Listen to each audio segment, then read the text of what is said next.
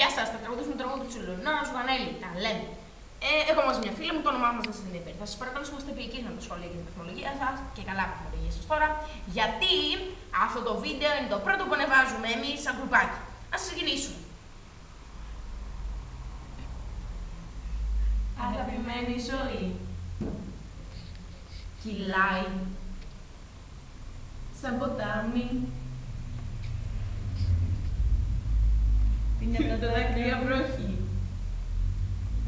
Μαστάζει σε ένα τζάμι. Πες μου τι σημαίνει τα λέμε. Φεύγουν για πάντα οι στιγμές μου ότι καίμε. Τα λέμε.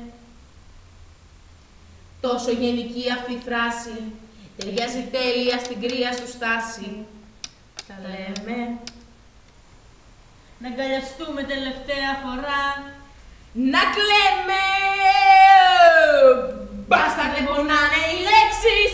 Εγώ πεθαίνω και εσύ θέλεις να παίξεις. Τα λέμε. Ποιος σου έχει μάθει να σκοτώνεις με ψέμα.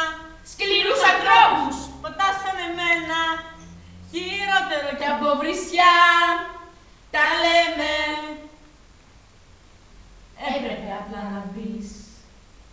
Αντίο. Πώς υποκρισία γλιτώνεις. Θέλει να έχεις ψυχή να πληγώνεις. Τα λέμε. Είναι της καρδιάς μου απορία. Ανωτερότητα δεν θέλω καμία. Κυλιέμαι. Νομίζεις πέφτω χαμηλά, μα εγώ τιμάω το τέλος και νιώθω. Μπάστα δεν πονάνε οι λέξεις. Εγώ πεθαίνω και εσύ θέλεις να παίξεις. Τα λέμε. Ποιος σου έχει Μάθει να σκοτώνεις με ψέμα. Σκληρούς ανθρώπους να πατάς σαν εμένα. Χειρότερο κι από βρισιά. Τα λέμε. Έπρεπε απλά να πεις. Αντίο, τελειώσαμε, φύγε.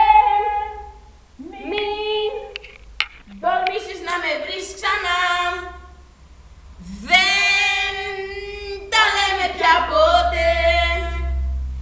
Θέλω μόνο να ξεχάσω.